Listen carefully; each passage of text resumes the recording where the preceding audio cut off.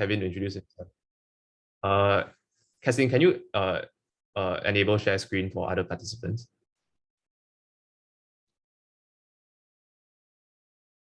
Oh, I enabled it already. Okay. Yeah, go ahead, Kevin. Okay, thanks everyone. So I'll do a quick introduction about myself. I'm slightly older here. I'm 35. I'm a class of 2011. So as a quick introduction, I'm a pharmacist, the first dual registered pharmacist for Singapore and Indonesia. I got my license in Indonesia, Singapore already, then I went on to take my license in Indonesia. Okay, so just a quick introduction. Do you guys know what are the similarities between these companies and the people?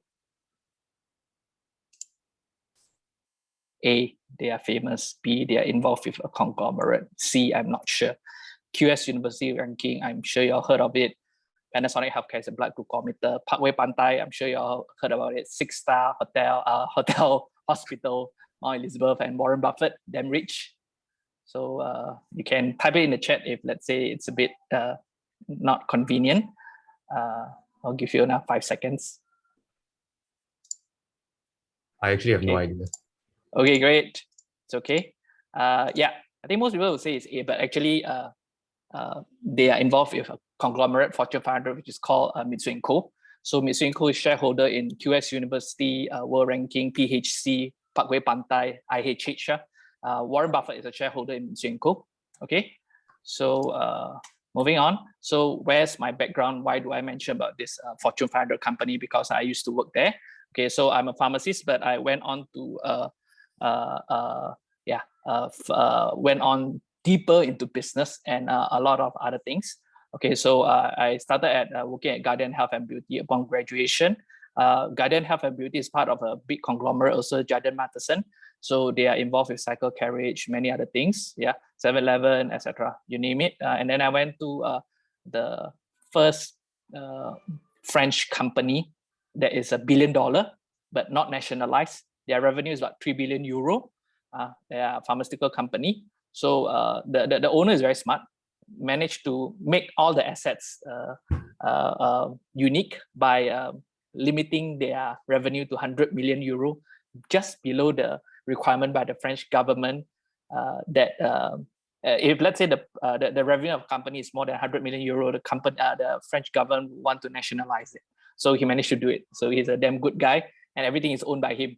And it's actually top 50 pharmaceutical company in the world. Then upon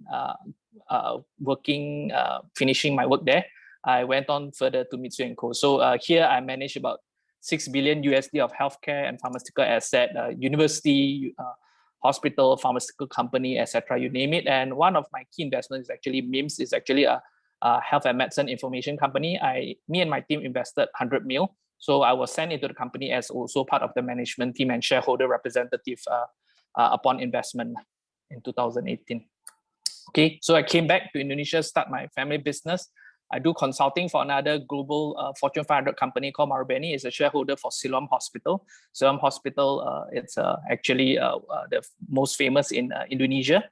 And then I'm also still a partner in this firm because of my historical working and investment related activities from Mitsui. And then, yeah, I went on to get my license in through this university, and then I'm planning to go for a EMBA. I already got accepted by these universities.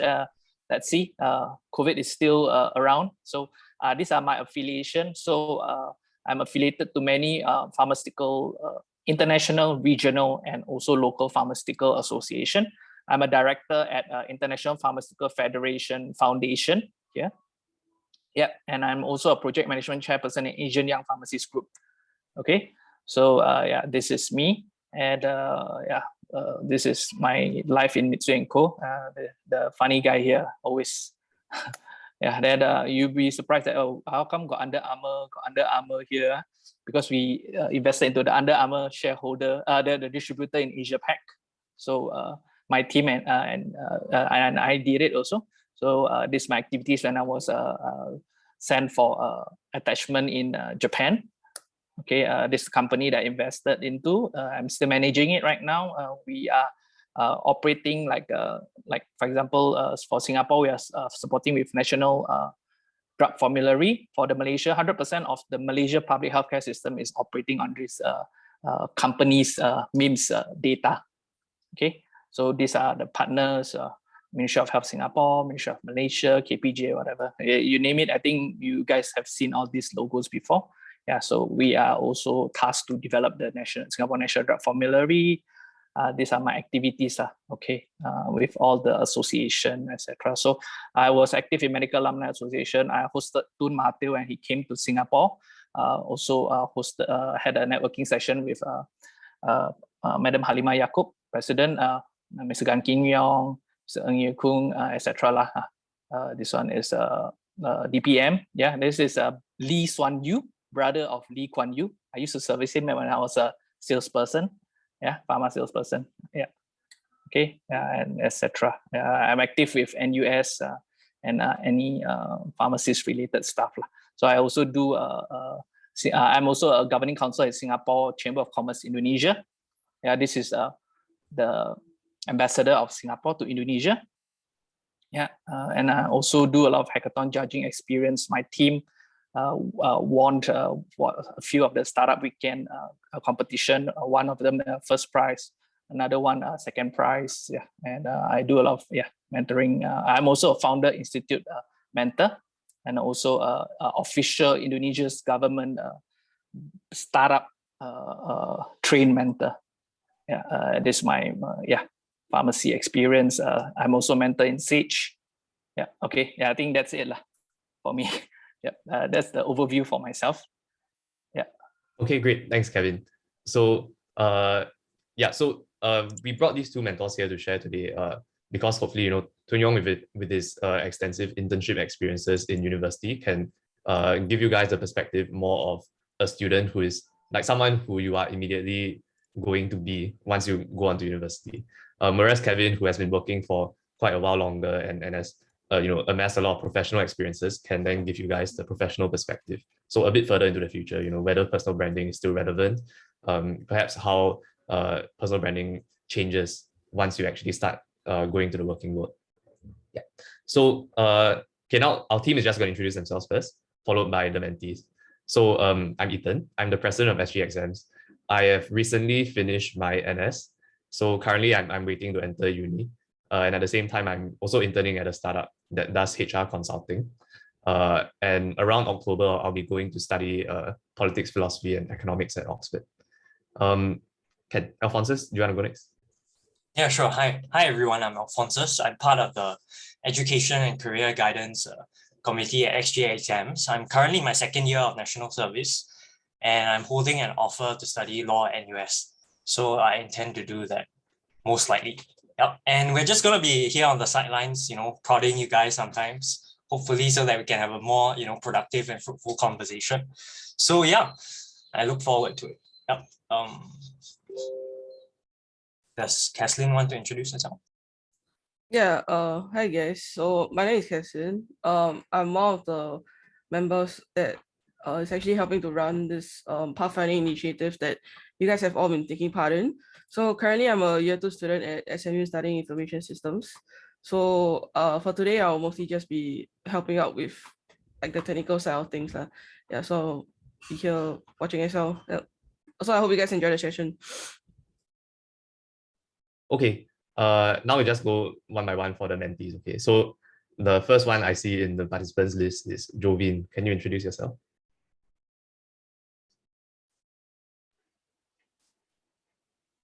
Hello, I'm Jovin, and I just graduated from Raffles Institution, and I'm planning to take up a degree in business management.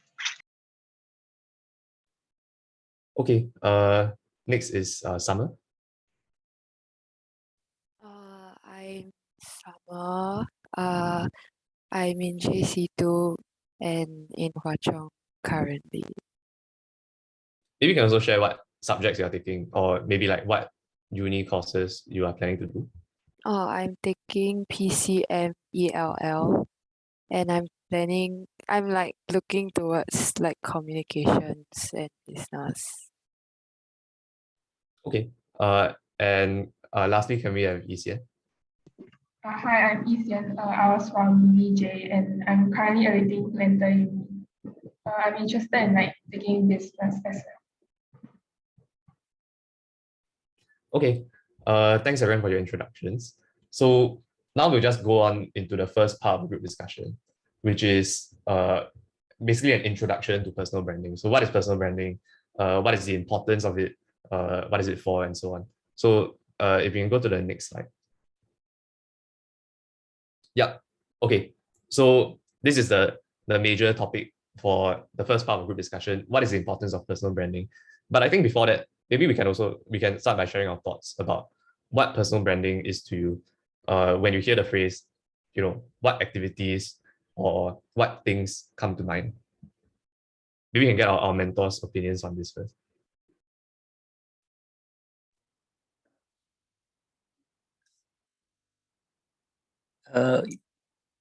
Tunyong, you wanna go first? Can we go first? Okay, Uncle go first. Okay, so personal branding. What comes to mind actually? What I did just now earlier was actually a bit of sharing and also sharing of my branding. So what makes me? I would think branding is something about sharing to people what makes me unique. If I were to put it in layman's term, that is a way of communication. And also sometimes people may see it as flexing. Yeah, it can be seen that way. But I think one very important thing is that what do you hope to achieve from this branding? Okay, branding is something I would say very much related to the to whatever that you do, and hope it's basically putting into words and putting into, like, when you meet someone, right? You actually say, oh, I'm from Hwa Chong, I'm from RI, I'm from VJ. Actually, for me, I'm not coming from very good university. No, not coming. I'm not coming from very good GC. I came from a neighborhood school. I was uprooted 11 years old from Indonesia, and I went to Singapore to study. So actually, I was always doing a lot of things. I did a lot of hard work, I would say, in order to achieve to where I am today. And I think if we were to put branding into terms, is to tell people what I've done. That's branding to me. Because at the end of the day, right, whatever you are doing, you'll be selling something. Like if you're going for an interview, I put it in very simple terms. If you're going to interview, there's one thing that you need to sell to the employer. And do you know what that is? Maybe Jovine or Summer, or the other, maybe just a thought. Do you know what you'll be selling if you meet an employer? Selling yourself. Yes, correct. That's correct. So branding is actually part of that. So it's about telling people about how good you are and what makes you unique. Yeah. So yeah, I think I've been talking too much. Pass to Tunyong. Tunyong, over to you. Yeah, thanks, Kevin. I thought that was very good points. Yeah, because I just came out of an interview, group interview yesterday with McKinsey. So yeah, you really need to sell your brand. So how and it's very important, especially in group interviews where there are other candidates, you need to stand out from the rest. So that's where your personal branding comes in. So for example, in the McKinsey interview, in consulting, they are looking for diversity of experiences. So like I had to sell like how I had the different internships and how I could connect them and provide me with a good understanding of the different businesses. And that's why like it puts me ahead of the rest. So I think that's a very good point brought up by Kevin. But how I see personal branding, maybe it's more structured in a sense where one is in your work, then workplace. Then second is maybe in school, or for undergrads, or for people in the uni. And then one is like in general in public. So for the first point, right, in work, right, I think your personal branding is mainly through your work, like what work you produce, as well as how you communicate and interact with your colleagues. So like, say for example, relative to my experience at SoftBank, I cover a few sectors. So like there are other people in my team know that I understand this sector. So they will come to me if they like have questions on it. So that is like part of our personal branding as well. Say, hey, for example,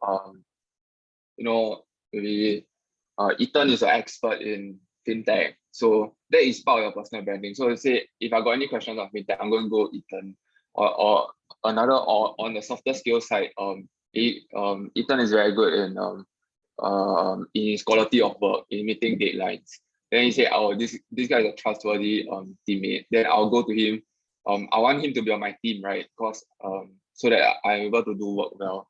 So this is like personal branding, also how people see you at work. Then in school, right? That's where it's slightly different. Because in school, say for example, in business school, there's a lot of project work. So you need to pick your project mates, and that's where personal branding is very important.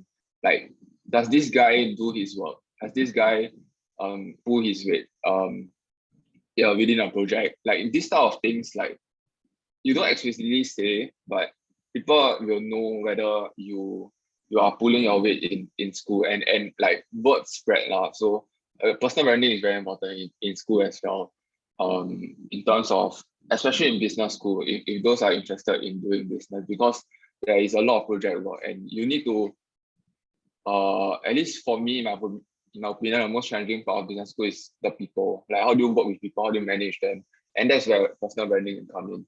And then the third one that I mentioned was public sphere, right? So what do you want to be positioned as? So for me, like I have more online presence than a typical uni undergrad because I wrote before that, and all my writings are online because I was a journalist, right? So like people do reach out to me like through like outreach, like asking me for opinions and stuff, because I show my work on like my work is visible online. So it's like it creates that brand for you where, hey, this guy, like, cause my area of expertise is Southeast Asia and tech and startups. So whenever like someone reads about my article, like sometimes they'll like come to my LinkedIn and ask me about things. So and this sort of things is like it's not prepared. It's just so happened that I wrote things. So it's and that brand is already out there. So it's like it's very important to like share your thoughts. Sometimes it's like you are very scared to share your thoughts, right? Especially at such a young age where you've got more experienced people, but just like share it, because the upside just is very high. The downside is that actually to me there's no downside, because there's no such thing as a wrong opinion. It's just your own personal opinion. So so to me, like I will split a personal branding into these three different spheres, and all three are equally important.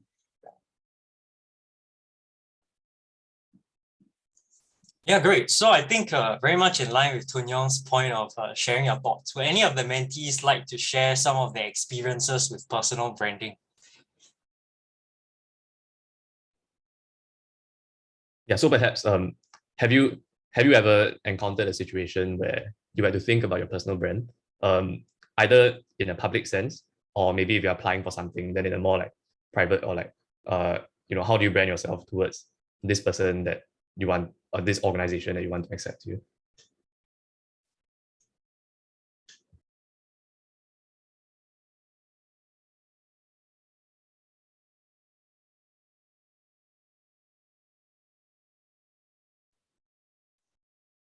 Maybe ECN or Summer?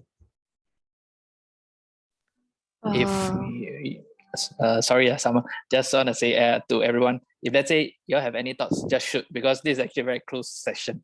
So sorry, I can't on my camera because I just came back from the hospital. Yeah, but basically just just shoot whatever your thing, because nothing is going to be it's a good opportunity, I would say. Yeah. I think like the thing that is most related to personal branding that I'm familiar with would be like portfolio. And like something that I face difficulty with to build it, like one aspect of will be like leadership. Like I'm not sure how to that I have skills in this aspect. Because I don't get a lot of opportunities regarding this, like this aspect of what people look for.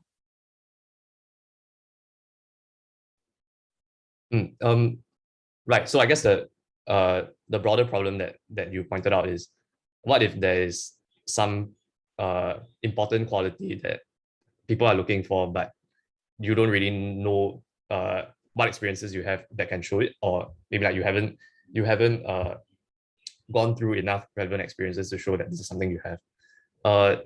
Do the mentors have any thoughts on this? How do you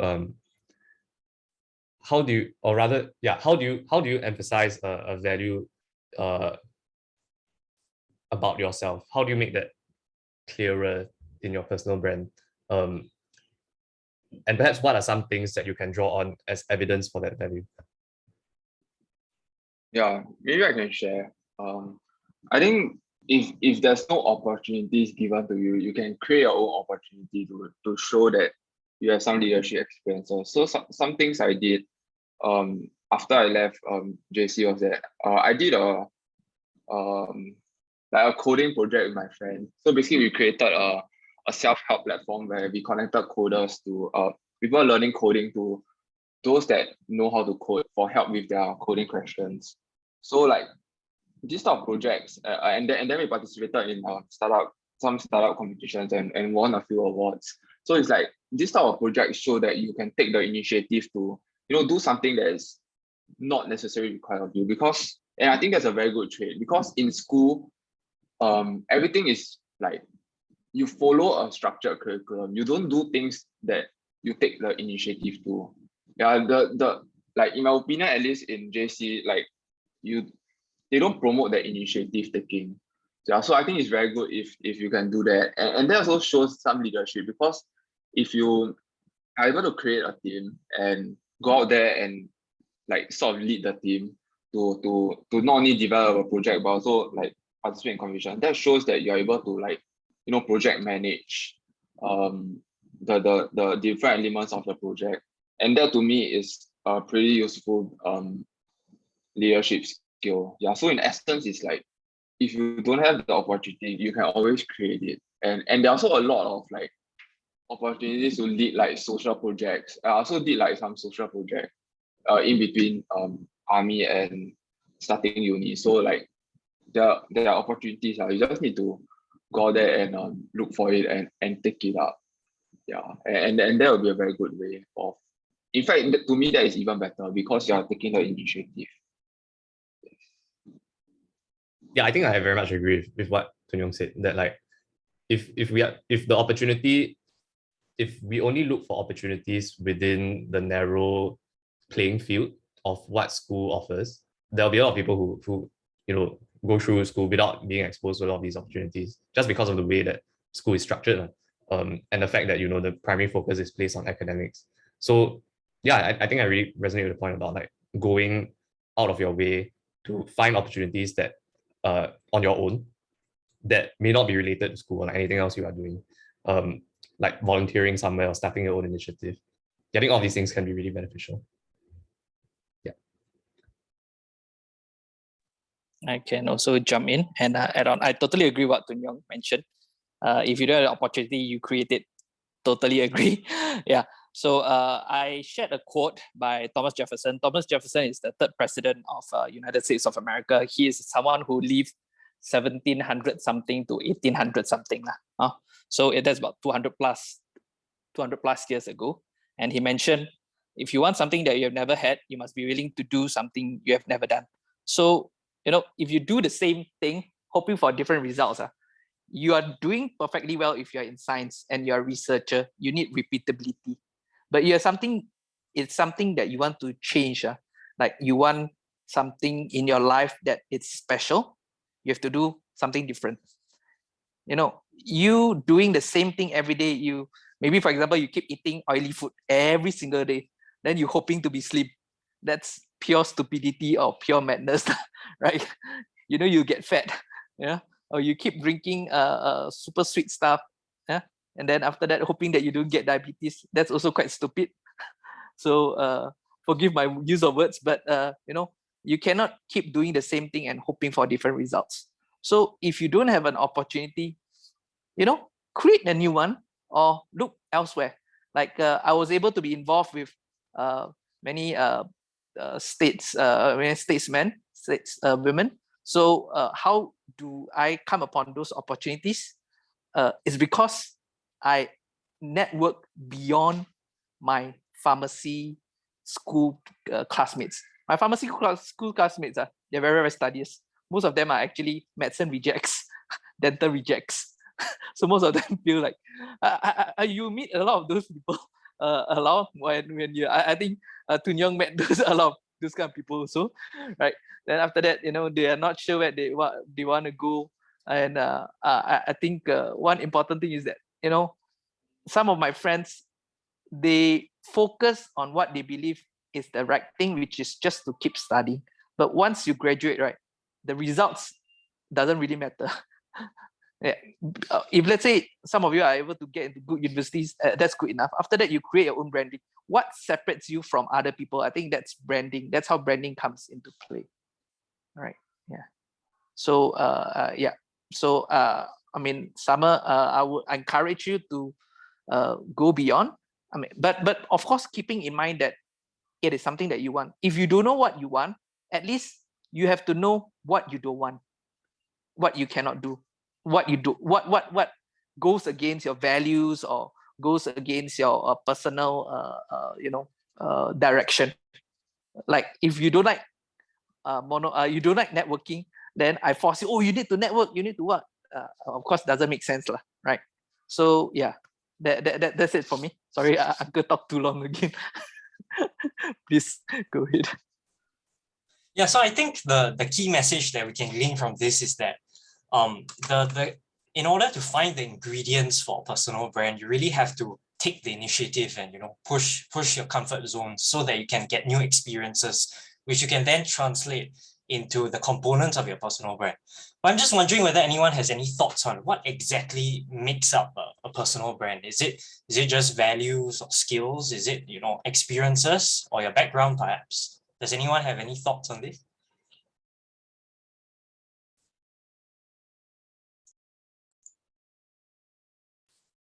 Maybe ECN can share, or Jovine perhaps. That's like other than what you just said, is like how you use like the different platforms to like publicize yourself. Like for example, social media and all this.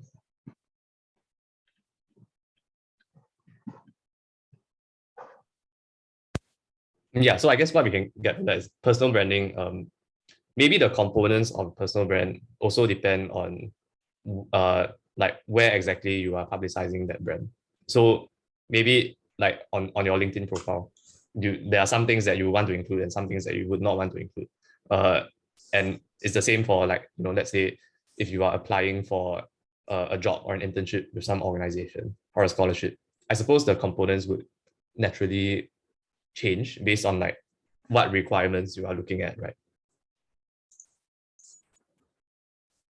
Yeah, can I add one more point? So I think I think online is also while online is important, I think offline is also equally important. Like how do you treat people and interact with people? Because people remember how you treat them. So it's also very important to also have a very strong offline brand as well. So not only in work, like in terms of work ethics, responsibility, etc., but also how you treat people. If you're genuinely like nice person, people actually remember that and people will want to help you. So like to Kevin's point about networking, right? Like always seek to give rather than to receive. And that's like you create this thing called social capital. Like because you keep giving, right, people are more inclined to help you whenever you ask them. So it's there's an offline component as well that is, I feel that is very important. Especially in this like day and age, like where everything's online, right?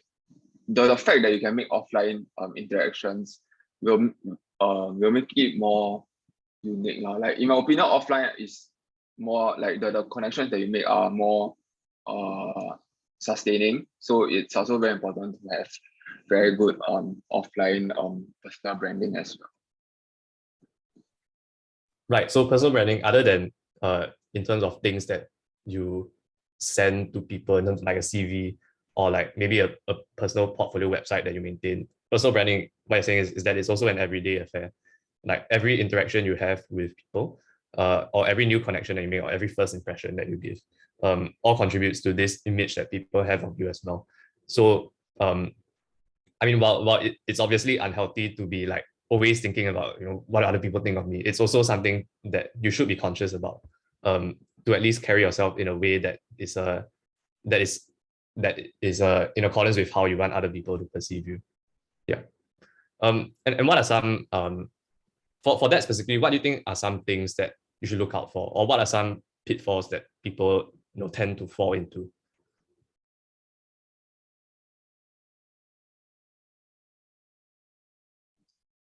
Regarding offline, Yeah, so specifically regarding like Oh. offline interaction, because I think it's something that we often overlook, right? Like a lot of people are concerned about, you know, how do I like write my resume correctly? In fact, we have an activity about that later. But the offline component is something that's, I think, taken for granted more often. Yeah, I think the pitfall, I think just you need to just as much as be conscious about yourself. I think at the end of the day, you need to be like just genuine. I think people appreciate that wherever they see that you're not like putting up a front. But there's a like very fine line between putting up a front and like being aware of what you need to do at the right time. Basically EQ. Yeah, so it's about like having the right EQ to, you know, say the things at the right time. I think people sometimes struggle with that. Especially maybe like students, because in the working world, like I feel, at least from my experiences, like what you say is people take you for what you say lah. Like you need to be wary of what you say and how you perceive, because people perceive like students to be like you know, slightly less cause of less working experience, right? They'll like take you maybe a little bit slightly less serious. So like there must be like the things you say must be very logical, must back it up with evidence and data to make you more like credible. Then maybe outside of work, you know, interacting with them in a social setting, you know, how do you be able to like, I don't know, for lack of a better word, like vibe with them. Like you need to have like make a connection with people. I think the key thing is just be yourself lah. And watch what you say, because you have to know that you're not talking to your friends. Like talking to friends is like one thing, but in work, like as much as you're going to like go for like maybe like drinks together or something like that, there's a fine line between as much as you want your colleagues to be your friends, you shouldn't talk to them in such a casual way. I think that's one pitfall that maybe like students will face. Yeah. Maybe I have Thanks. some additional comments. I think keeping a persona, sorry, LinkedIn is a bit like a persona. Is what you want people to see, and same goes for Instagram and stuff like that. So you have many YouTubers, you have many Instagrammers, whatever. They try to create a persona. So that's a form of branding, if I were to put it in simple terms. And the most difficult thing that for me, I mean, or what comes to mind is that how do you, like what Tun Yong mentioned also, how do you be genuine and how do you live up to the persona? It's very easy to create a persona. People can fake a persona. People can fake certificates. So easy nowadays. Photoshop, whatever it is, can do any single thing. But being able, at what was mentioned earlier on, you know, about Tun Yong mentioned about doing things offline. Yeah, at the end of the day, we are human beings, right? We need human interaction, even though, you know, we are limited by COVID, you know, CB and stuff like that. What is important at the end of the day is that you are still communicating with human beings.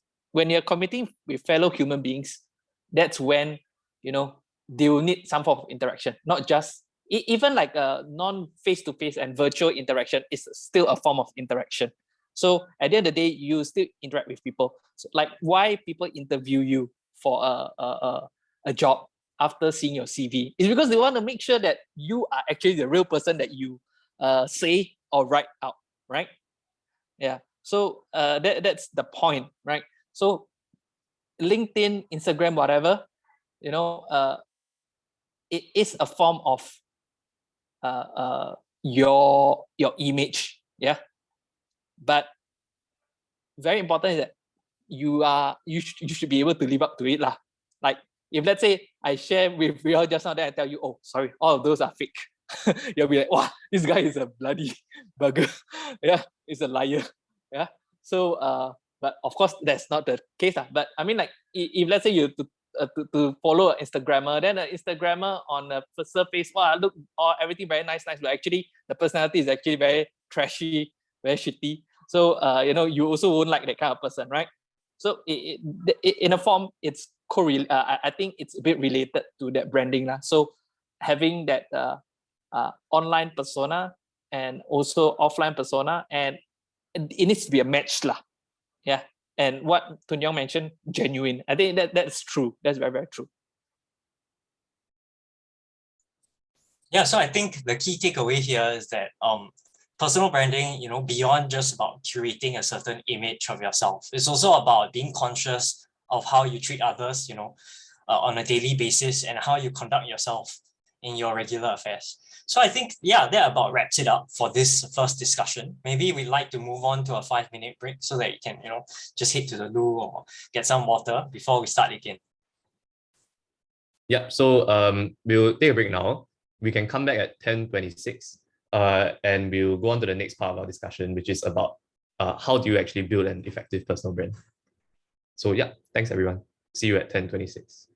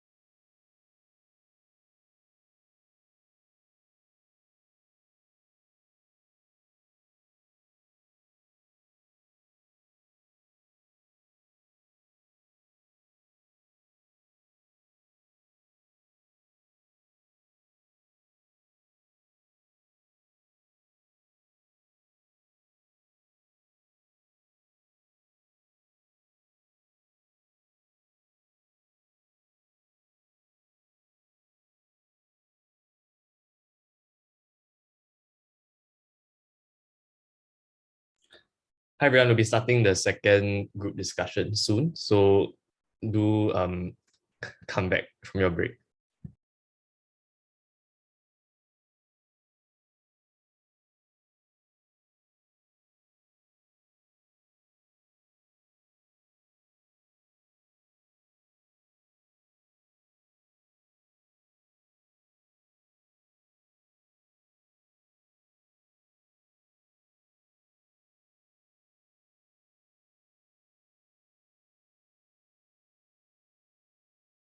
Okay, great. Everyone is back.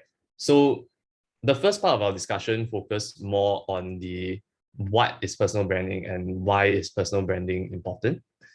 So I think the next logical question to ask during this group discussion is the how. So how do you actually go about building an effective personal brand? What are some like best practices?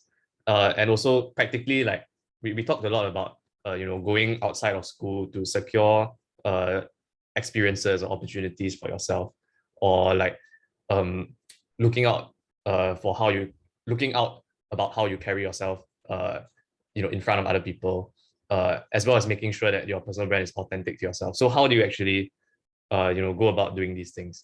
And maybe we can start with the first thing we mentioned. So in terms of securing opportunities to build up your personal brand, and perhaps showcase your potential as a leader, or any other qualities you might want to showcase, how do you actually go about securing these things? Tuyong, do you want to start, since this was a point that you emphasized earlier during your sharing? Yeah, sure. I think one, it's just to be open to the opportunities that can come your way. Like I think as a undergrad or a young person, like you should, at least at the start, just take on all the opportunities that are presented to you. And it's also part of the exploration process that Kevin mentioned, not only finding out what you like, but also finding out what you don't like. So like how do you get access to these opportunities is you can go and find all the different youth clubs to join. That's one way, or you can start one yourself. So like for example, I shared the coding sort of like project / startup that I did. That was like a self-initiated thing. And I think the key part was that to find a group of friends to do together with. Friends that are of have similar motivations. So for example, me and my friend, like we were interested in startups. We wanted to create something. So like when you're able to find friends that you can of the same wavelength, it makes things easier, because it's not only a accountability partner, but it's also like when you do things together, at least in my opinion, I feel it's way easier, because you won't give up so easily versus if you do it alone. Yeah, so I think that is one thing to take note of. And yeah, I think in essence, just be open to opportunities to show leadership. I think there's or you can even join clubs like SGExams. Just go in, join, or maybe head subcom, say for example, the ECG side, or take up leadership position. Yeah, these sort of things are just go and do it, especially in pre-uni. I think it's a very good chance, because you don't need to be worried, cause studies is not on your priority list. You have a lot of free time. But when you come to uni, you need to juggle a lot of different things. You need to juggle studies. You need to juggle if you're doing internship, you need to juggle internship. Then you also have, if you stay on campus, you also need to juggle your CCAs and stuff like that. There's a lot of multitask, a lot of prioritization that needs to go into place. But then when you come, then if you maybe now I can share about the uni side. How do you build your leadership experience? There's a lot of clubs to join in uni. In business, there's a business club. Then if you want to be more finance, there's an investment society. There's a consulting club. There's a lot of different opportunities for you. But I think the key thing is to know what are the opportunities that can be useful to you. Yeah, because there are so many different opportunities, right? The hardest thing is to pick the ones to focus on. A lot of uni students will they'll go like one shot, just go out and go and take everything because it's like a FOMO type of thing, right? I just want as many commitments as possible. Then they'll take like 8 CCAs or like 8 clubs. But then what, like in my opinion at least, right? What's the point of doing 8 things if you cannot do well in all 8? Because you do the math, it's not possible to do well in all 8 versus if you take like 2 or 3 and you go and do some and rise to a leadership position in those 2 and 3, right? So I think that's one pitfall that a lot of uni students go, especially in year 1 in their freshman year, because of the FOMO thing. Because the friends go, then you want to go. But I think the harder thing and the more sensible thing is to focus on the things that truly matter, like for example, if you go and host like or I'm not saying it's wrong, but if you go and host like a business camp versus if you go and say for example join an investment society, you go and learn some skills, go and network with people, like the second one is more in my opinion smarter choice. But that doesn't necessarily mean that holding a business camp is wrong. It's just what is important to you. So that is like there are like 2 different ways of approaching. One is pre-uni, which is essentially just go out for anything you can get because you don't have access to the opportunities. But in uni, you have access to a lot of opportunities. So the question is really, what are the important ones that you want to focus on? And when you focus on it, you go and do it well, go and rise to a leadership position where you can put it on your resume, you can share your story of how you're leading a group of people. Yeah, thanks, Tunyong. Actually, one perspective that I sometimes hear from people in uni is that like, oh, why don't I just sign up for everything first and then like try out everything, and then after that, narrow down what I actually want to do, and then for the other commitments, I will leave because you can freely sign up and leave society. Do you think that's a valid strategy as well, to maybe like narrow down your interests first? Yeah, I think that's a valid strategy, especially if you're in your first semester, because you don't know what you don't want and you don't know what you don't like. So yeah, by all means, go out there and explore. And it's very highly likely in year 1 that you'll not know what you want, because not a lot of people come into uni knowing exactly what they want to exit. Like say for example in business, like if you want to go into, okay, there are a group of people that really know what they want. Say for example investment banking, consulting, then they are very focused right from the start.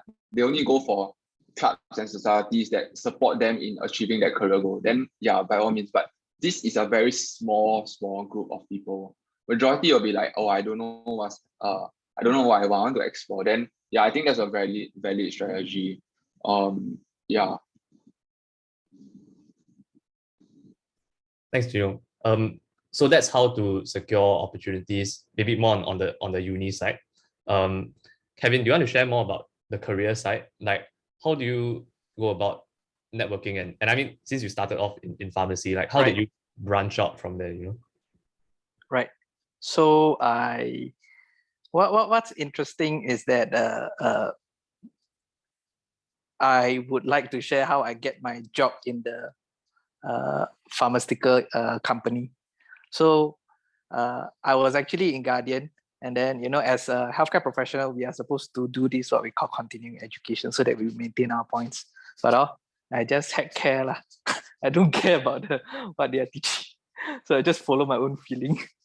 I went out and go and eat the free buffet given by the pharmaceutical company. Then after that, the sales manager come over, hey boy, you wanna come for interview? I said okay, and I got my job. job interviews. So there is sometimes in Singapore I realize that we are always afraid of failure, but actually we need to tell ourselves there's no failure, there's only feedback. Everything is about feedback. So if you learn biology before, right, our body has this system called homeostasis. It's trying to keep an equilibrium.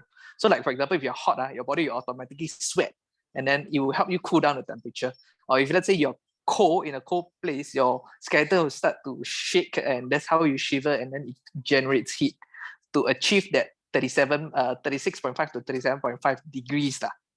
So you remember when you are everywhere you go, it's all about feedback. Whatever that you're encountering is a feedback, and is a process where you're actually improving yourself. So if you encounter a challenge, just treat it as a challenge. It's a feedback. You take what is a good thing from it, takeaways, and then after that, then you keep improving yourself. Always remember that whatever that you are, whatever that you're doing is all about improving yourself and about feedback. Because I think in Asian society context, it's very, very common. Wow, we're all Chinese here, right? Yeah, okay. 成绩不好, then straight away the parents will say, wow, you fail, you what, this kind of thing, why you never do like this? It's very, very common. But in actual fact, this is what I learned from my another form of communication technique. It's called NLP, Neuro-Linguistic Programming. It's a way of thought process and communication process that's very, very helpful in me achieving where I am today. So like previously, I was able only to handle one job. But right now, I have 2 consulting jobs. I have my parents' business. I'm starting my own business.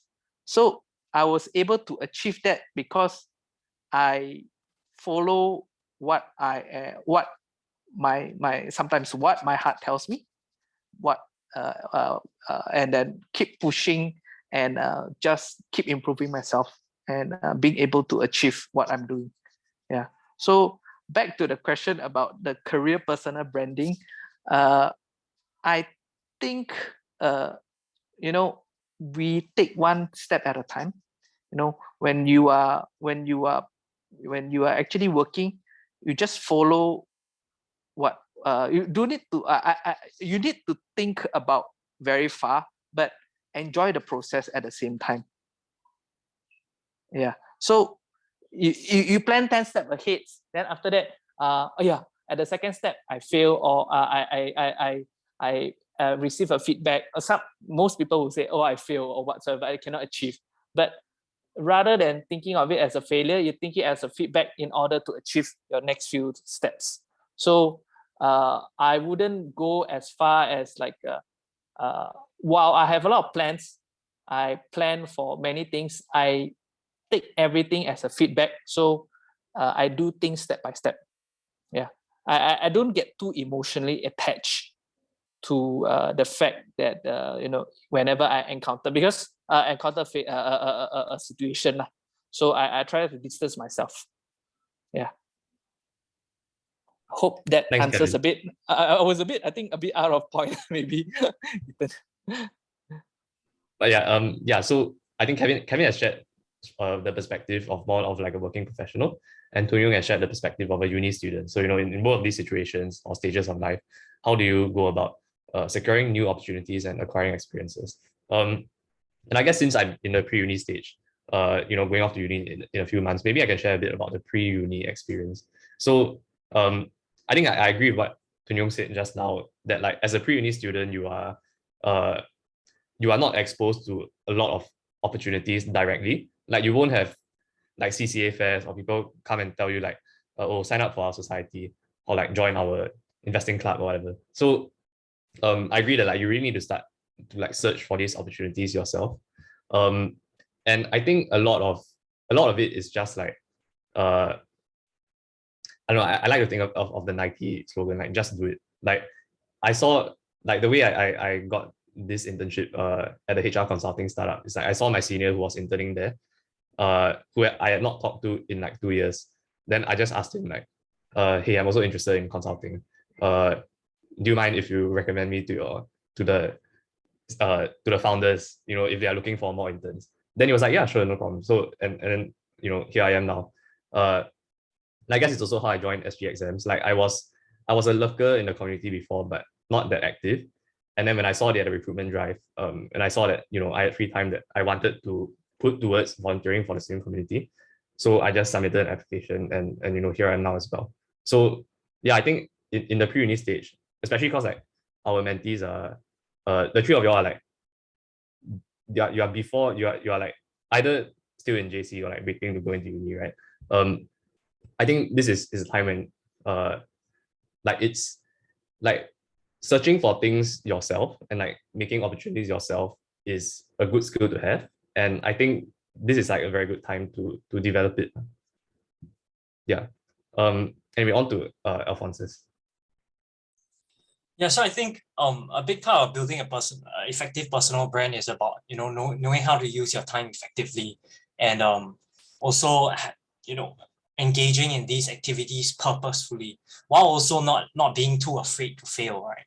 So, but I wonder whether any of you have any ideas on like how do we translate these experiences into an effective and coherent narrative that we can use to so-called sell ourselves to the roles or organizations that we want to join. Do you all have any tips specifically for how we can translate these experiences?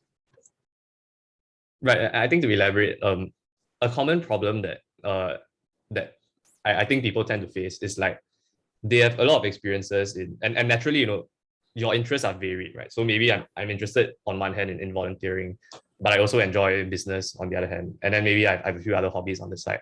How do I link all of these things together to form one coherent me? And so that I can present myself coherently to maybe a potential employer, or maybe like on my own like portfolio or social media.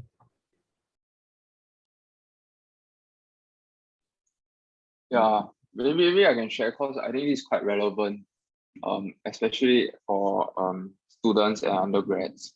I think the key thing is like showing how your work can, say for example, you are in charge of a group of people, because that shows that you can manage people, but also like project manage from end to end. How do you allocate your time and resources accordingly. And very often a interview question that you go have will be along the lines of like, oh, tell me about the most challenging situation you faced during our group project. Then that's where you can share your experience of how you manage to like, because you're exposed to so many different avenues of working with people, there's bound to at least have a interesting story where you meet say an uncooperative team member, and how do you deal with that. That is quite a common interview question.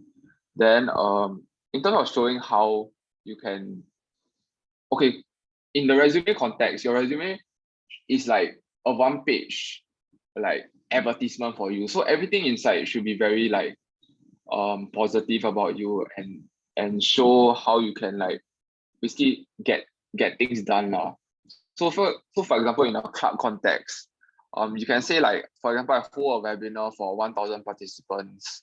That shows you that you are able to like get an objective achieved. So you translate that to work, right? It's like when somebody gives you work, say for example, oh, I need you to create a 20-page slide deck. Then you're able to show that previously, because of your club experience, you're able to hit deadlines, you're able to hit like task requirements. So I think that is one way of showing.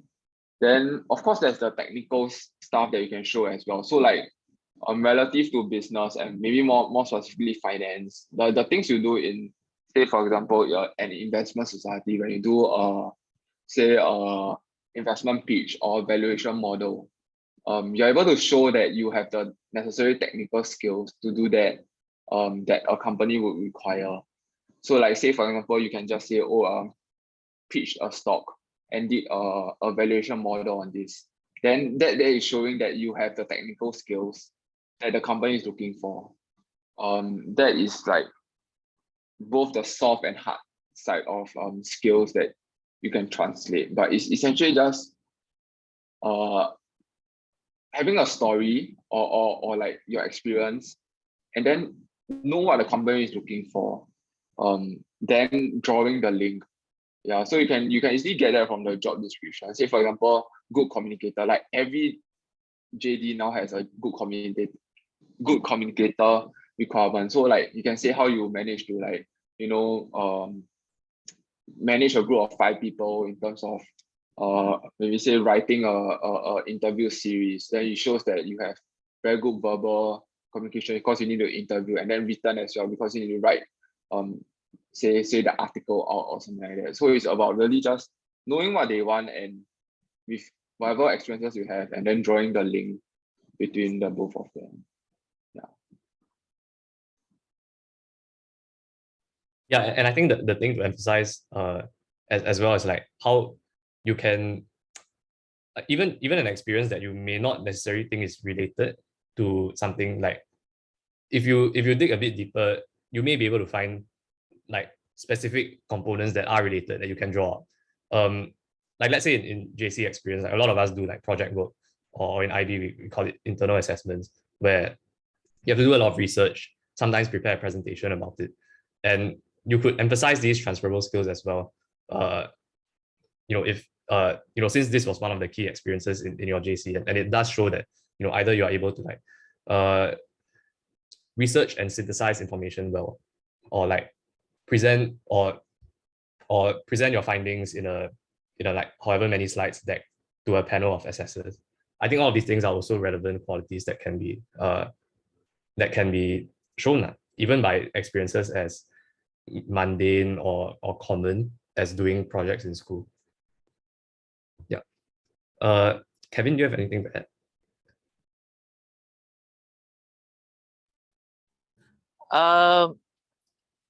Yeah, maybe just one important point is that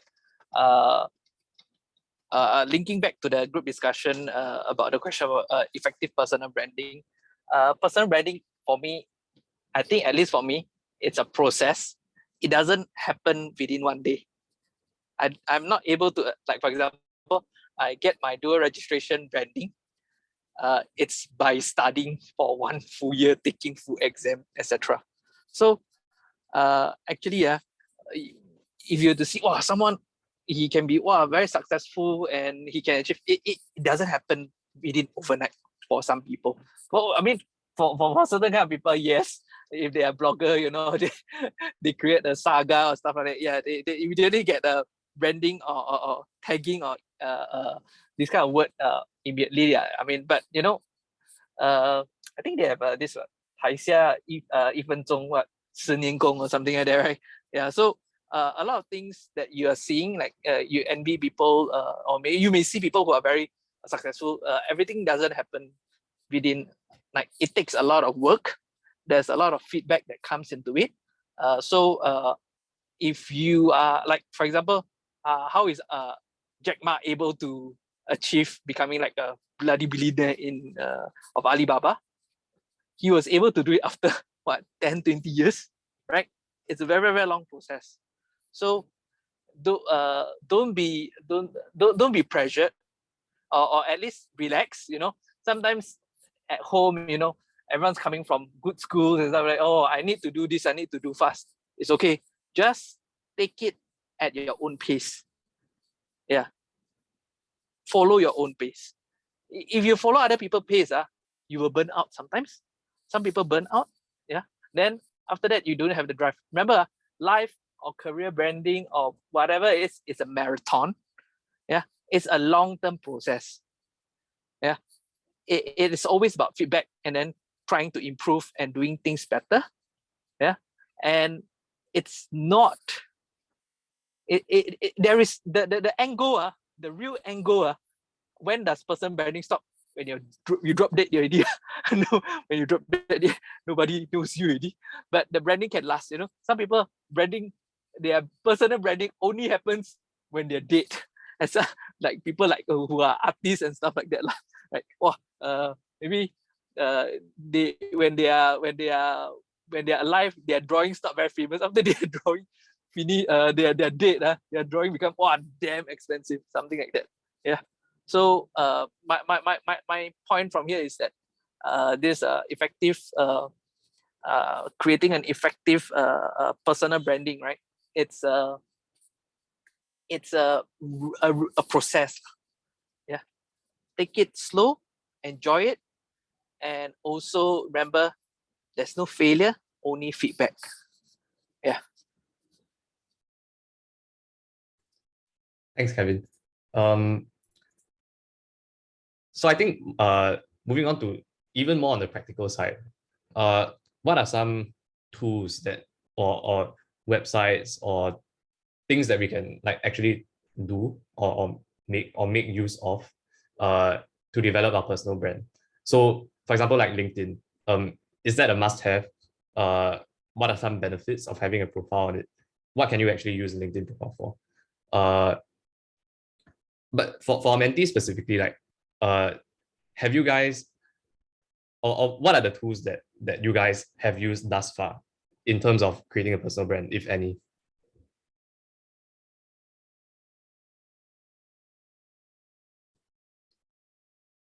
Maybe Isian, have you encountered any of these things before? I haven't really used any yet. Right. Okay. So, not really. What about the other two mentees? Have you all ever like considered using any of these tools before? Like maybe LinkedIn or like making a portfolio website? I've used LinkedIn, yeah, and maybe I'll consider like making a portfolio website in the future. Okay. So yeah, maybe Tony, you want to start? Like, is it important to have LinkedIn? What does having a LinkedIn like actually help you to do? Yeah, I think LinkedIn is quite important. Especially no, it's not only in business. I think anywhere, if you are working professional, I think you should at least have a LinkedIn because it gives you an avenue to receive opportunities as well. Because yeah, I have a couple of like people like who outreach me on LinkedIn before. Actually, that's how I got my first internship. Because some guy was looking at some article I wrote. Then later he was like, hey, I'm interested in because the particular article was I think on fintech or something like that. And then he was like, hey, do you want to come down to my office for a coffee chat? Yeah, then that's how I spoke to him and eventually got my first internship. So I think it's very good in a sense where there's no downside to having a LinkedIn. If you maintain it well, which most people do because it's a professional network, professional social media platform, right? You're giving a chance for you to receive opportunities.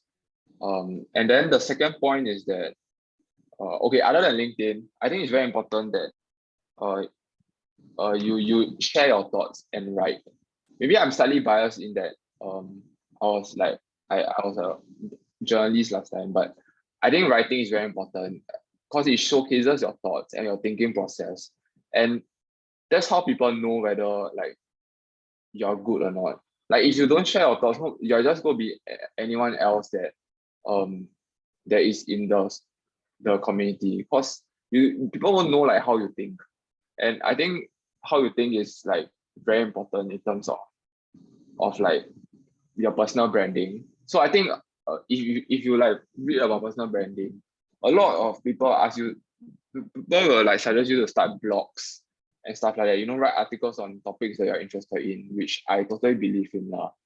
In fact, when I was interviewing with SoftBank, like afterwards when I went in, like I asked them like what about me like stood out because I was like competing against final year students that had like internships at like consulting firms like AT Kearney, like pretty good background.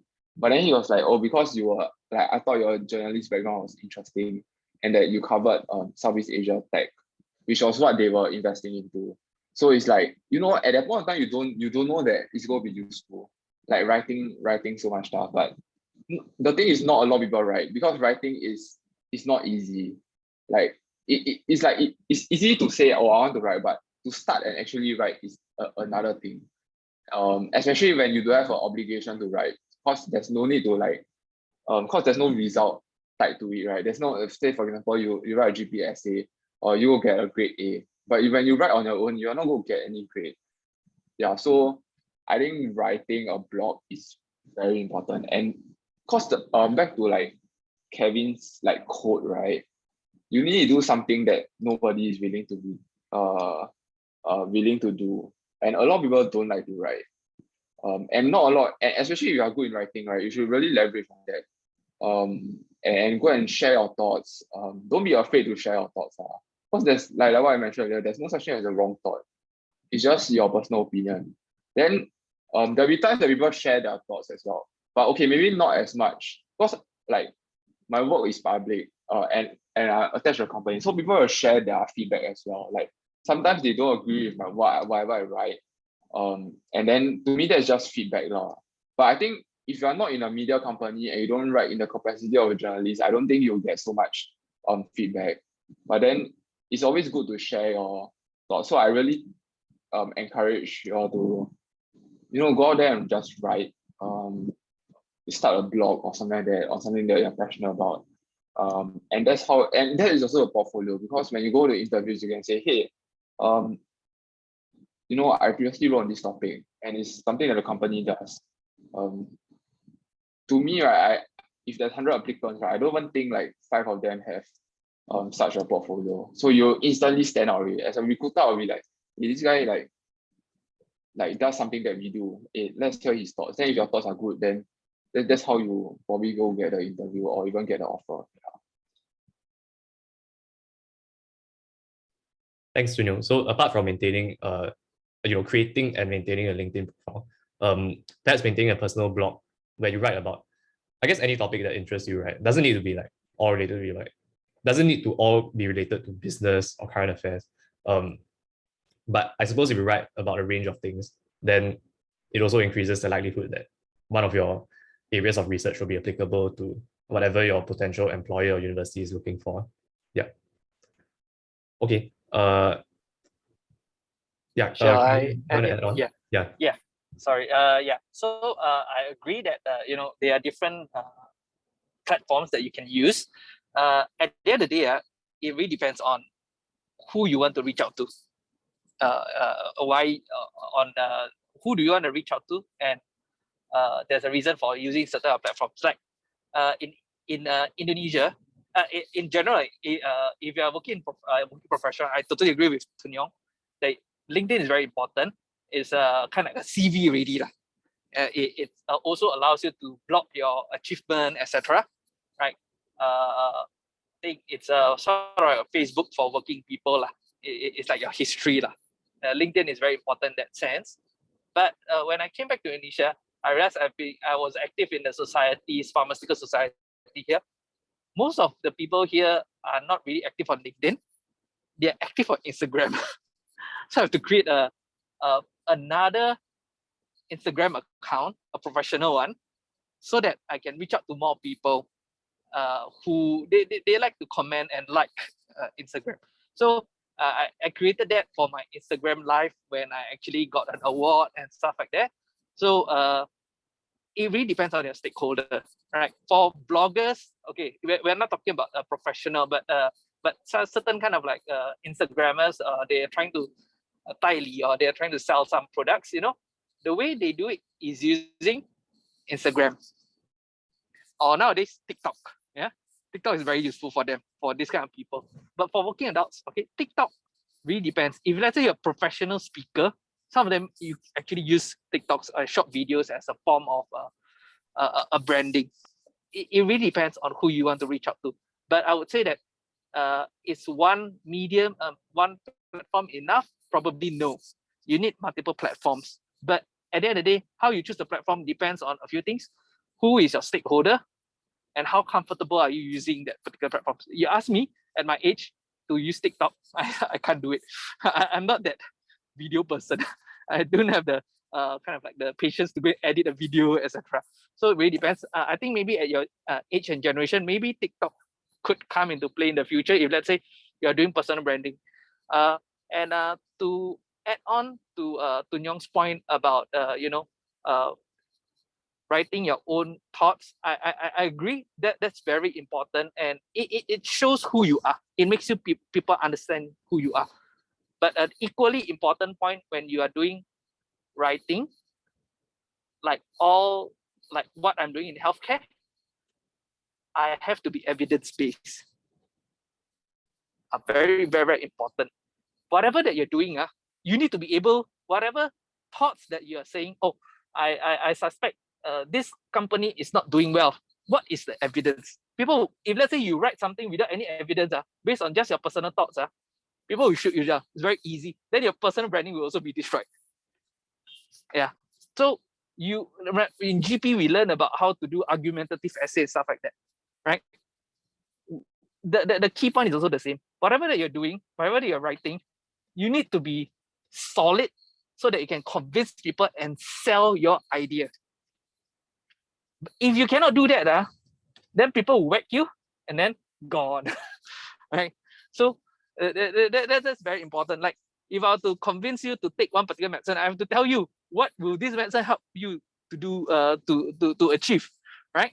Same goes an article. Like I say, my personal thought, Grab is a failure. Why do I say it? Because every year it's not making money. It's losing 3 billion USD every single year. So how can a company that keeps burning money survive? It just eats up into the investor money lah. So that's my thought lah. That's my evidence. So I tell that to people. So they believe it. They have another thoughts for it, another assessment for it. That's their viewpoint. That's okay. But when you are sharing your viewpoint, you must always substantiate it with evidence so that your point of view can be understood more clearly. Yeah, that's it from my side. Yeah, so I think I really like Kevin's earlier metaphor of how personal branding is a bit like a marathon, right? And I think just like running a marathon, there are certain tools, like for example, shoes that can help us run faster. So websites like LinkedIn or blogs, or even like social media sites like TikTok nowadays. But I was wondering, for personal branding, sometimes it may not be as straightforward as running a marathon, in the sense that it may be a bit difficult to figure out exactly how far along we are, or how we compare to our peers. So I was wondering whether, you all have any ideas on how we can evaluate our performance or figure out how effective our personal branding is so far. Maybe by asking for feedback from mentors or interviewers and such. Maybe I can jump in. Yeah. So thank you, Alphonsus, for the question. Of course, you can always look at your peers, look at others, how you perform. But at the end of the day, Alphonsus is Alphonsus. There's no other Alphonsus. The awareness that you are special, you are unique, and you are on your own journey is very, very important. Yeah. Other people's journey, of course, you can use it as, I achieve better than him or her in terms of monetary and stuff like that. I think I'm the highest achiever, among the highest achievers in my batch, in terms of income, because I have more jobs. But at the same time, my peers would think that,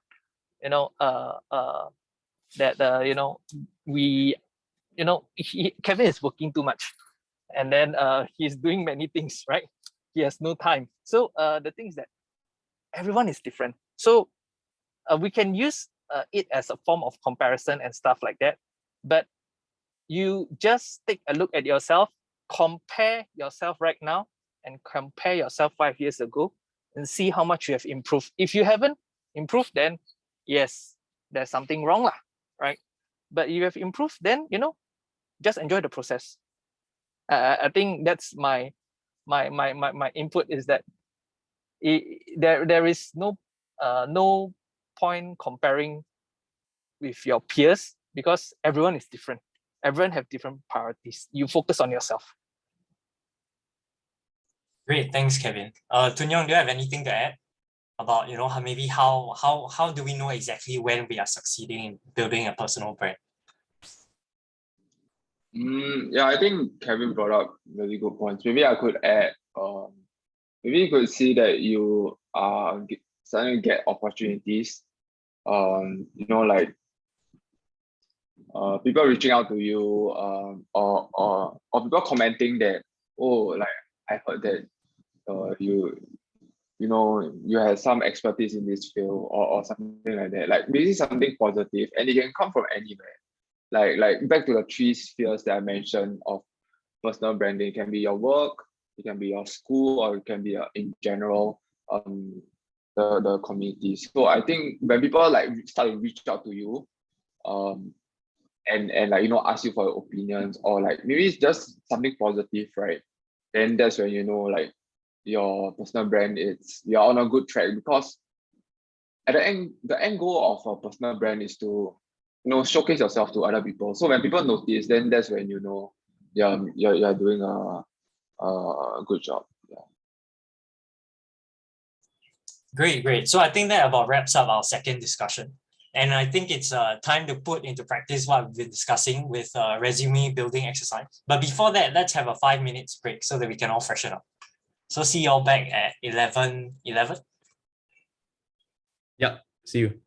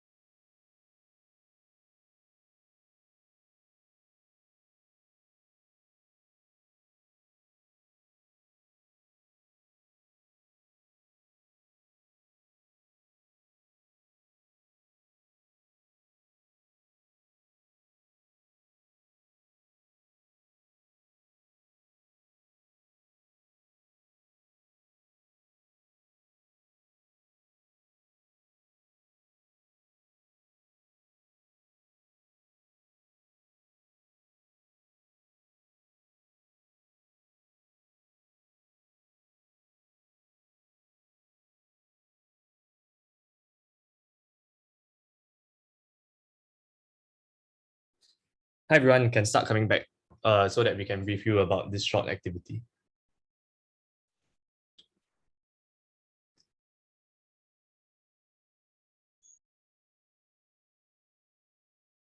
And welcome Natasha as well.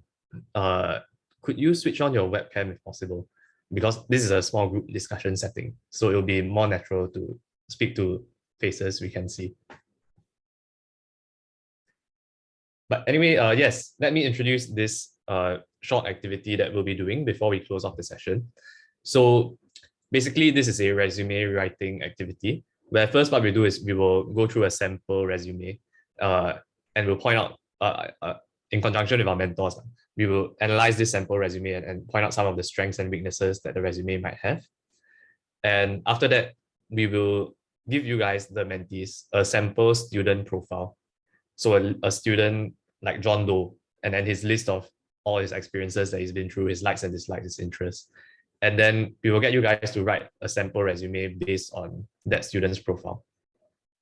Then after that, we will go through the resumes we have written and point out the strengths and areas for improvement. So yeah, resume writing. So what we'll do first is Huey will be flashing the sample resume so that we can at least go through and look at what a resume looks like. You know, what are some things that you should and shouldn't do in a resume, as well as some like writing conventions that it has. So we just take a minute to read through this first. We will read through it for 2 minutes. Then at 11:15, we can start discussing what this resume does well and what it doesn't do so well.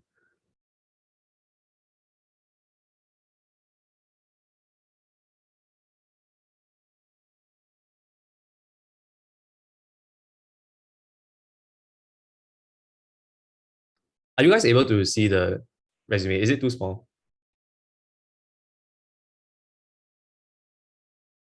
You can nod if you are able to see it. Yes? Okay.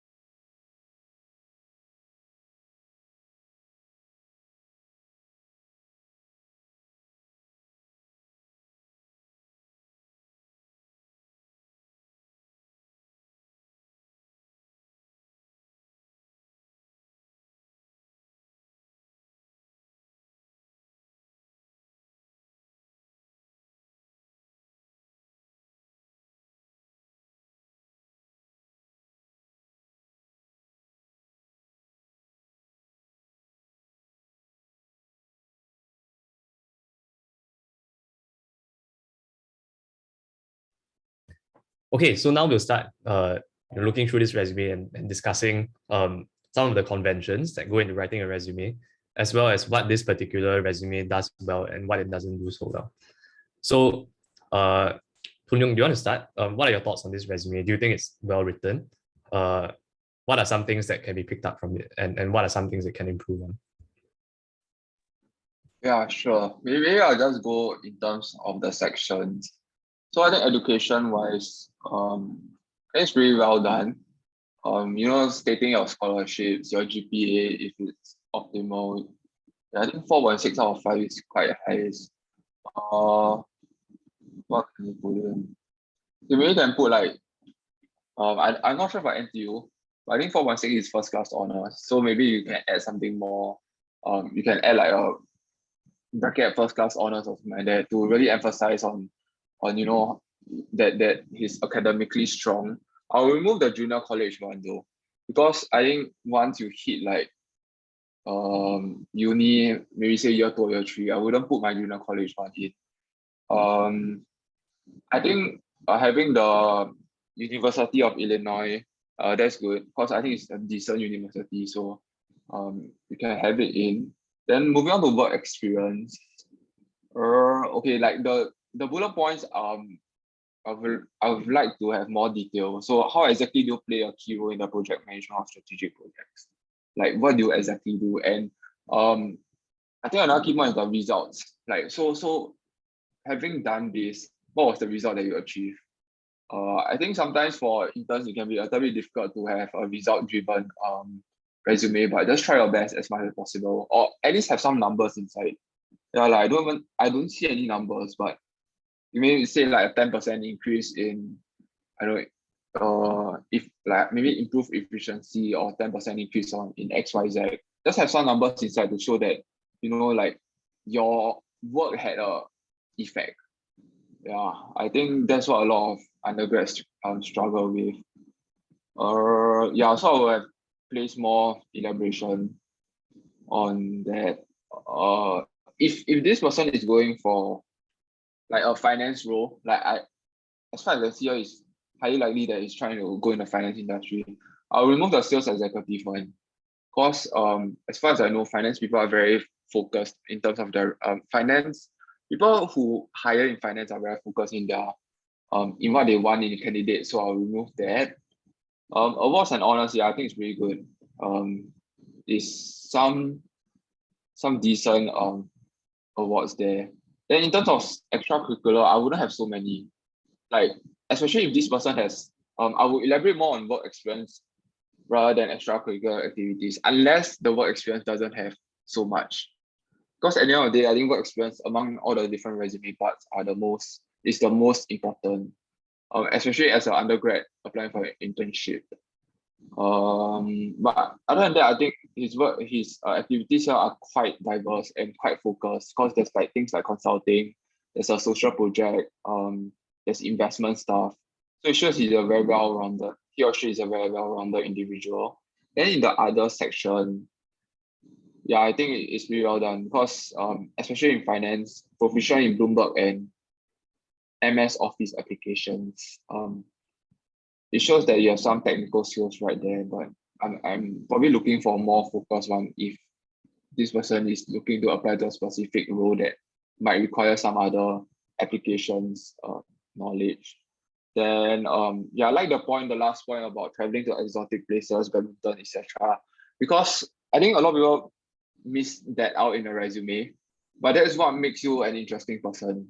Like the interest portion, and don't put like reading, running, these sort of things. Like put something more like interesting. Like when I read this, I would want to speak to a person. Say skydiving, traveling to exotic places. Maybe like you can bracket like say Middle East or like Africa or something like that. Like, make it more interesting. Like, yeah, so I think it's quite interesting. Like I would want to, and people do ask about this, especially at the, like, if you go through the interview phases, like when you reach like the last few stages, when you speak to managers, they don't test you so much on your skills anymore. They want to know you as a person and whether you can fit within the team and you can work within the team. So that's where your interest and how you can share about interest. Are you an interesting person? Like, will I want to have lunch or dinner with you? That type of like, so like that's how they gauge whether you can fit within the team. So I think the last part is pretty well done. Like I really like the interest part, but overall generally is quite well done. Yeah. Thanks, Young. So yeah, the resume is not just about emphasizing the skills that you have and being specific about what you can bring to the company or organization you're applying to, but also about showing you're a well-rounded and interesting person. And of course, as you can see from this example, some of the conventions of writing a resume are, short sentences. You don't even necessarily have to write in full sentences. Use bullet points to list out different things and list specific achievements and numbers if you have them. Kevin, do you have anything else to add for this resume? All right. Thanks, Ethan. So my first point would be, where's the picture? So normally in CV, I'll put a picture. That's my style. I'll put in usually my profile, age and stuff like that, date of birth, etc. But picture is a way of the employer. Of course, you have to have a presentable picture. like professional looking, so that the employer or the potential interviewer can see how can put into an image who you are. And also when during an interview, a person, if you got put a picture in a CV versus a person who never put a picture in the CV, the person who put a picture will be more noticeable, because it's as if you have seen the person before, right? That's how human nature reacts. That's one. I agree with what Tun Yong mentioned about the GPA. Yeah, GPA is very important.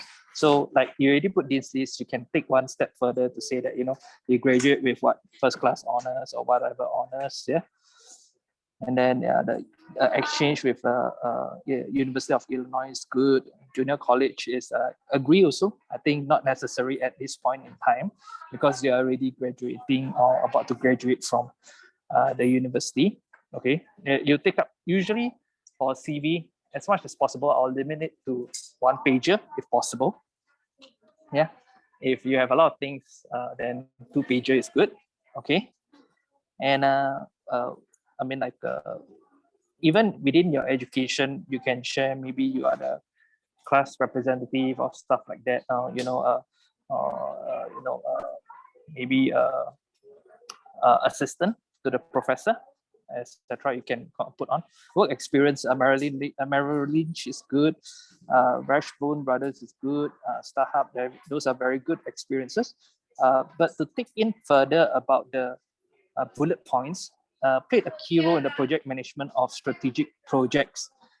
If let's say you're targeting, to secure a position in the finance industry, you would go a step further to fine tune your CV so that it fits with the interviewer or employer's profile. So if, like for example, when I was applying for Mitsui & Co job, the Fortune 500 Japanese company that invest into Parkway, etc. So I took on further, my education. I actually took up 4 semesters of Japanese in university, and I practiced Japanese on them so that I can create a form of rapport. We use the term rapport very commonly in the industry. It's building a relationship, right? Creating common points, right? So this Merrill Lynch, I would take in further if let's say, financial model, independent financial advisor model, etc. You fine tune it.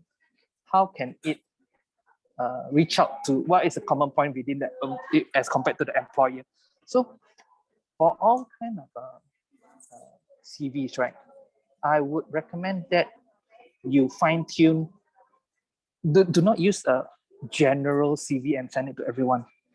Otherwise, if you use a common template, then you never fine tune, and you cannot appeal to the employer. You need to fine tune a bit. Like for example, if let's say we are talking to Ethan is talking to a beautiful girl, you go and send, okay, this is this versus another guy who say, for this kind of girl, I would tell her, like for a girl who is materialistic, sorry, and I will show off good cars, versus someone I take bus everywhere with all the girls, right? So the girl materialistic will reach out to the guy with the cars. I think they will get attracted. Yeah, and the other way around also lah. Yeah, not this is just an example, but sorry if the example is a bit crude. But what I'm trying to say is that whenever you are trying to create a CV, always fine tune it to the employer's expectation. Yeah, you research about the employer. Yeah, their company should have a website, mission, vision, etc. You try to match it. Yeah. Then after that, to go into the awards and honors. Yeah. I think the MBS business case competition, second position is good. The competition is good. So you can mention what you like. Do you gain any monetary thing from it? Or after that, how do you take the idea further? Maybe you went on to pitch the idea to some other places. CCA is good. Yeah. Others portion is good. In the fluent in I think the languages, I would fine tune it a bit different languages. Then I'll put, is it professional working efficiency? Professional working proficiency, or is it a native? Like for example, for us, we are both native in English and Mandarin, and maybe other dialects and Bahasa Melayu. I think those are very good. Yeah. Traveling to exotic places, etc. I think that's good. And one very important point that's missing are actually your what we'll call a referee. Very important to include referees.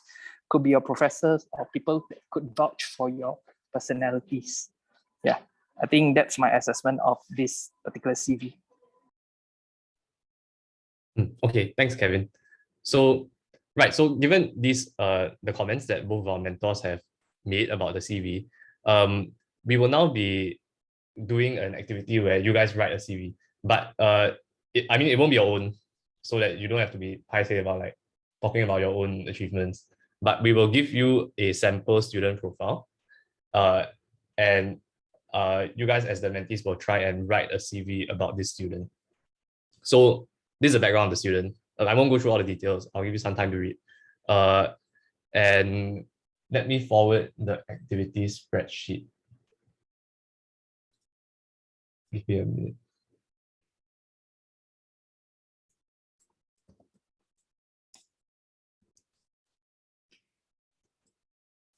Hold on. Alphonsus, can you help me send the activity spreadsheet? Yeah, sure.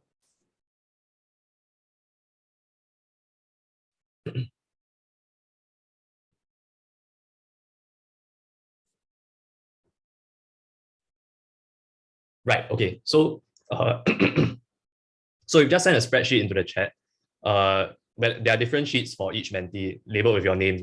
So, what you guys will do for the next around 25 minutes is to read through this sample like background of the student and then write a resume for that student based on the background. Then after that, we will discuss each of them and go through like what are the strengths and weaknesses of each resume. So because a resume is obviously like quite a variable thing and it can be tailored to each student, feel free to take some liberties. Like you don't have to write it exactly as per the background that is presented. You could imagine and add in more details about what this student might have done, or like awards he received, GPA, that kind of thing. But just try and roughly keep it to the profile that we have given you. Yeah. So Huey, can you flash the spreadsheet?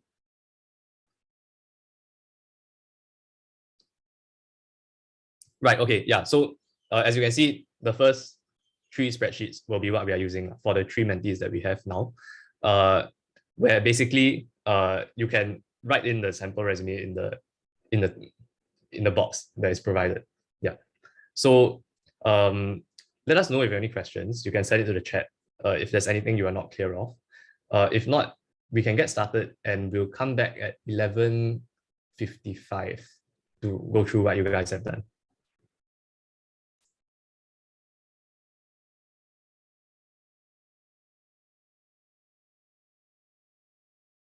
By the way, this is Excel, so or rather this is Google Sheets.